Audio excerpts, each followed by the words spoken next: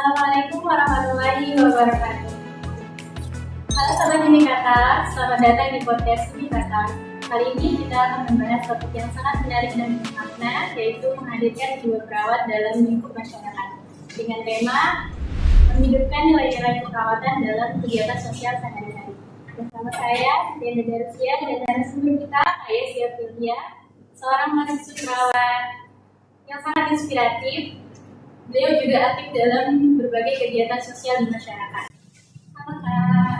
Halo, Gimana kabarnya Kak? alhamdulillah untuk hari ini cukup bahagia dan happy ya. Alhamdulillah. Kakaknya boleh kenalan dulu gak nih biar sobat-sobat Unika bisa kenal di dalam. Halo Sobat Unika, salam kenal, nama saya Yesi Aprilia, biasa dipanggil Yesi ya. Biasa disamakan Yesi. Saya saat ini sedang menempuh studi pendidikan ilmu perawatan dan kebetulan di semester akhir. Kakaknya sebagai mahasiswa semester akhir nih kesibukannya apa aja sih Kak? Kesibukan masuk semester akhir, alhamdulillah sih, karena saya rasa masuk semester akhir ya.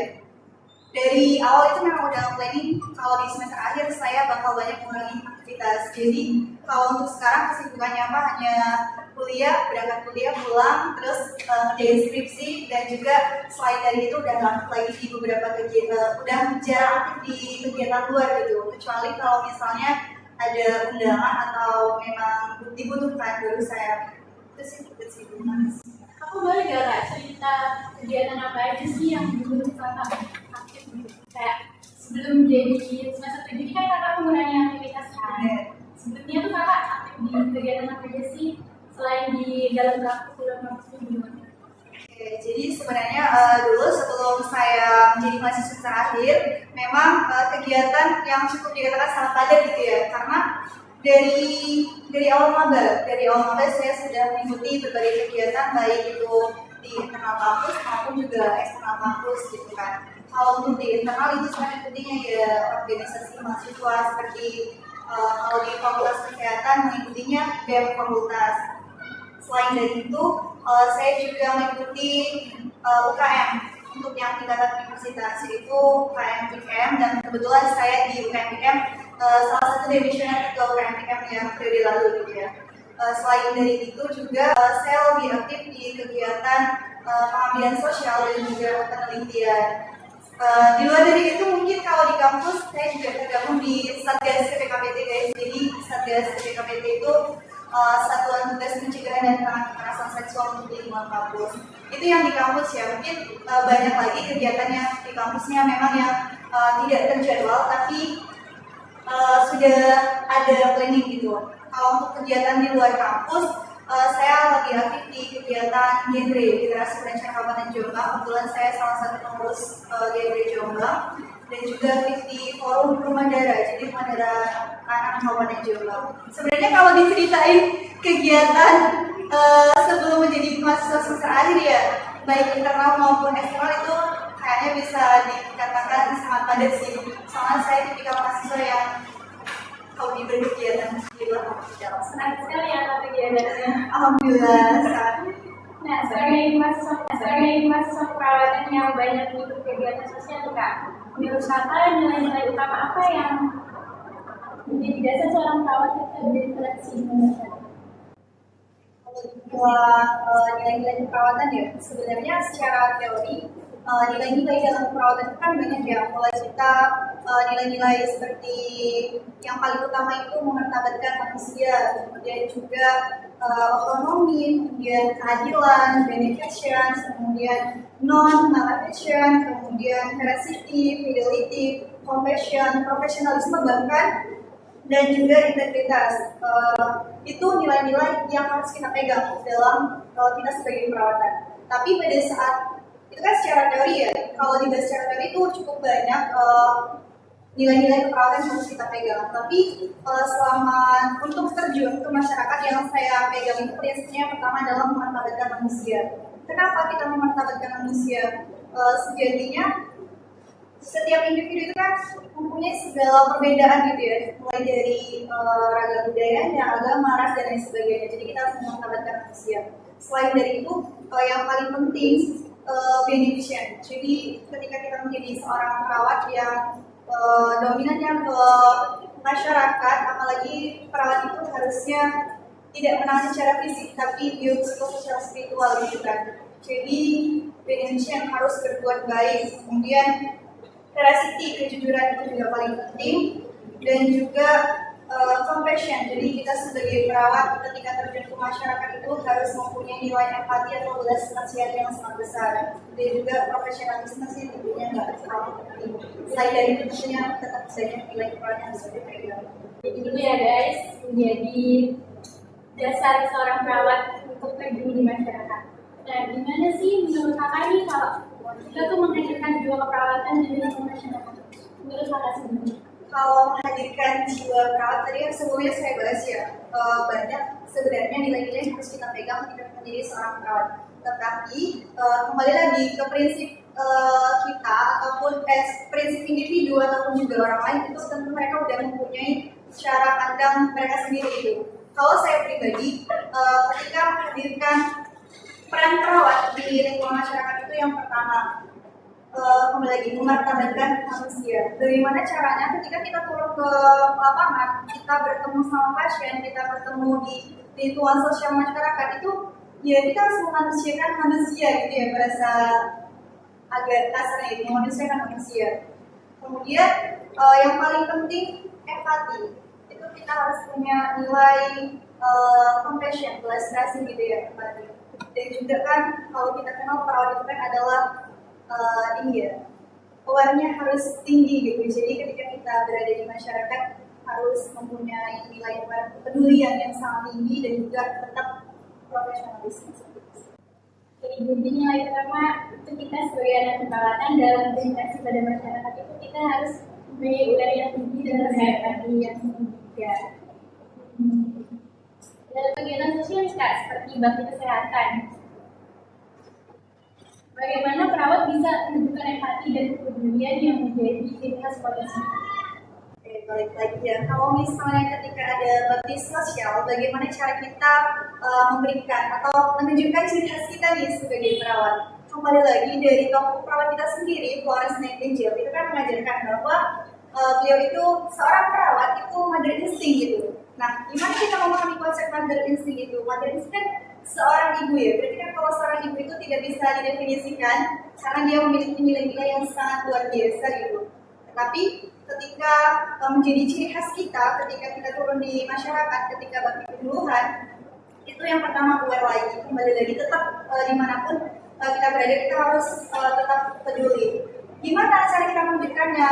Misal seperti ini, pasien ketika kita ajak berinteraksi, itu dengan senyuman, dengan sapaan kita yang hangat itu aja sudah sangat membantu kesembuhan mereka gitu. Karena tidak apa ya, manusia itu kan nggak hanya sakit secara fisik, mungkin tentu saja dia biopsikososial spiritualnya. Dimana ciri perawat profesional kita menunjukkan ketika penyuluhan, mungkin pada saat penyuluhan ada lansia nih lagi pemeriksaan GDA gula darah, jadi kita sampai kayak ngomongin tentang gimana kakek atau mbak gitu kan ya kabarnya. Dari cara komunikasi kita dan juga ekspresi kita itu sebenarnya sudah sangat membantu menunjukkan keprofesionalan kita kepada pasien. Terus lebih memberikan kayak senyum. Kadang kan orang-orang ketika melihat tenaga kesehatan itu pasti kayak tegang atau kayak ngerasa ini tenaga kesehatan. Dibilangnya biasanya kita kayak cuek gitu ya, atau bahkan kayak judes dan lain sebagainya. Tapi kita balik lagi, seorang perawat itu profesionalisme ya, kita menunjukkan jelas rahasia empati. Dari yang kakak paparkan nih, boleh nggak sih kakak ceritain pengalaman kakak terlibat dalam kegiatan sosial? Kalau di khususnya di bidang kesehatan ya. Oke. Jadi sebenarnya alhamdulillah untuk terlibat di kegiatan sosial karena memang kebetulan itu memang salah satu hobi saya gitu ya. Jadi sobat kimika dari kelas 3 SD itu bayangin saya itu udah terjun ke dunia kesehatan di sosial. Jadi memang sejak kecil sampai sekarang itu kayak nggak tahu memang tertarik aja di dunia kesehatan dan ke sosialnya gitu. Kalau selama perkuliahan kegiatan yang saya ikuti ya untuk bakti sosial itu cukup lumayan banyak alhamdulillah, terutama kita tetap ikut kegiatan yang dari Fakultas Kesehatan sendiri. Itu biasanya kita bakti sosial bersama lansia, bersama remaja, dan juga warga-warga di sekitar kampus. Selain dari itu, kebetulan alhamdulillah untuk pengalaman ya, alhamdulillah itu kayak Allah itu baik memberikan saya kesempatan. Jadi untuk pengalaman kesehatan saya khususnya beberapa kali saya sudah sempat ikut terlibat baik di tingkat nasional maupun di tingkat internasional gitu ya. Jadi untuk di wilayah kampus itu yang diselenggarakan oleh fakultas ataupun universitas. Selain dari itu kemarin saya ikut yang buat APDP Pertukaran Mahasiswa Merdeka itu di Sulawesi Selatan. Di sana saya juga sebagai mahasiswa kesehatan ya harusnya tetap ini ya memberikan sosial kesehatan ataupun bakti sosial saya di sana. Selain dari itu saya juga ikut di FORS, kebetulan juga alhamdulillah itu Award Project Indonesia itu di FORS Negara Timur. Itu saya juga sebagai tenaga kesehatan di sana, itu di pulau yang sangat kecil. Kalau untuk di Jombang sendiri itu ada wilayah Kabupaten Jombang yang memang wilayah itu sangat terpencil, tidak bisa diakses kalau tidak menggunakan transportasi khusus. Itu ada di daerah Cipurapat. Jadi saya juga pernah ikut menjadi tenaga kesehatan di daerah Cipurapat. Tapi selain dari itu, kalau untuk di tingkat internasional, karena saya tergabung di aliansi Impus Jombang ya, itu saya khususnya terlibat untuk membahas topik kesehatan di bidang sosial itu bersama 5 negara kemarin. Kebetulan itu ada Indonesia, Malaysia, Cina, Nepal, dan juga India. Sekarang ada apa dari ya, Kak. Ada nggak sih tantangan tersendiri buat kakak saat kakak coba menerapkan nilai-nilai kekawasan Indonesia? Kalau untuk tantangan, alhamdulillah sejauh ini aman aja sih. Tapi pasti di setiap proses perjalanan kita itu ya pasti ada tantangannya gitu kan. Kalau untuk tantangan, mungkin ketika kita terjun ke lapangan ataupun terjun ke masyarakat itu yang biasa menjadi hambatan itu budaya. Jadi kita tidak bisa memaksakan ketika kita turun ke masyarakat, oh ini nih nilai keperawatan, oh ini nih nilai kesehatan yang kita bawa, sehingga kita bisa ke wilayah terpencil atau ke wilayah pengabdian kita tempat mengabdi gitu kan. Itu kita nggak bisa yang langsung membawa nilai kita gitu. Kita tetap membawa nilai kita, tapi tidak mengurangi ataupun tidak menghilangkan nilai-nilai aslinya wilayah tersebut gitu. Misal kita membawa nilai dari kesehatan itu untuk pengobatan demam misalnya ya. Kita kompres gitu. Ternyata di wilayah tersebut mereka mempercayai kalau demam itu harus dikasih obat kayak daun-daunan atau apa. Itu kan menjadi hambatan ya, tantangan budaya. Selain dari tantangan budaya itu aksesibilitas sih kalau menurut saya, karena waktu saya di Cipurapat itu hambatan ketika turun sosial itu aksesnya. Jadi kita nggak bisa mengakses jalan atau jalan tersebut kalau tanpa menggunakan transportasi khusus. Sama waktu itu pengalaman saya yang di Flores ya. Jadi mungkin mohon maaf kayak di warga di sana itu di pulau, mereka mempercayai itu pengobatan tradisional dan juga kayak mereka punya ramuan tersendiri gitu. Tentunya kan menjadi hambatan kita untuk kita memberikan nilai prinsip kita ya, obat-obatan itu kita nggak bisa menghapus keaslian mereka, tapi mungkin kita bisa memberikan edukasi ke wilayah tersebut. Itu sih. Kalau di Malaysia kemarin juga aman sih alhamdulillah. Untuk tantangan sejauh ini itu bisa dilewati walaupun ada tantangan. Sekian banyaknya dia kata ya bersih pesan paling bermakna buat kakak sendiri. Kesan paling bermakna kayaknya setiap orang itu pasti mempunyai kesan ya sobat Mika. Tapi yang paling bermakna itu kehangatan ketika kita mengabdi di wilayah tersebut. Jadi rasanya ketika kita baru sampai di wilayah pengabdian kita, yang paling bermakna itu kehangatan warga-warga di wilayah setempat itu yang menyambut kita seperti anaknya sendiri seperti itu. Bahkan ketika kita mau pulang lagi ya kembali ke asal kita itu rasanya tuh kayak nggak kuat gitu, kayak ya udah pengen tetap melaksanakan pengabdian di wilayah tersebut, karena apalagi melihat kondisi di wilayah yang tinggal melaksanakan pengabdian itu cukup memprihatinkan gitu ya. Kayak kemarin waktu saya yang di Flores itu ya, rasanya tuh kayak sangat bermanfaat gitu. Kita baru hari pertama itu udah disambut dengan sangat-sangat hangat. Dimanapun, kayak di Sulawesi juga kemarin waktu di Makassar, terus di Malaysia, itu kesan paling bermanfaat itu kehangatan ketika di wilayah tersebut paling bermanfaat.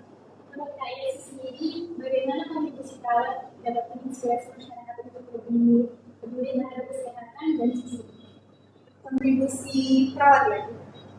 Tentunya mungkin untuk sobat-sobat klinika, kalau di sini kan kita kebetulan masih mahasiswa gitu ya. Kita sebagai mahasiswa kesehatan mungkin dengan apa yang kita dapatkan selama di perkuliahan, baik itu secara teori maupun praktek, itu mungkin bisa kita terapkan di untuk masyarakat gitu, kita implementasikan. Selain dari itu, kontribusi yang dapat kita berikan sederhananya itu dengan health education sih. Kita bisa memberikan health education itu kan tidak secara langsung face to face itu enggak kan, tapi kita bisa melalui secara sosial media atau sebagai hanya story atau ketikan-ketikan singkat itu sudah salah satu bentuk kontribusi sih kalau menurut saya untuk di bidang kesehatan. Jadi seperti itu ya, Nika. Boleh nggak Kakak kasih pesan teman-teman perawat ini agar terus menghadirkan dunia perawatan di setiap aspek kehidupan sosial ini?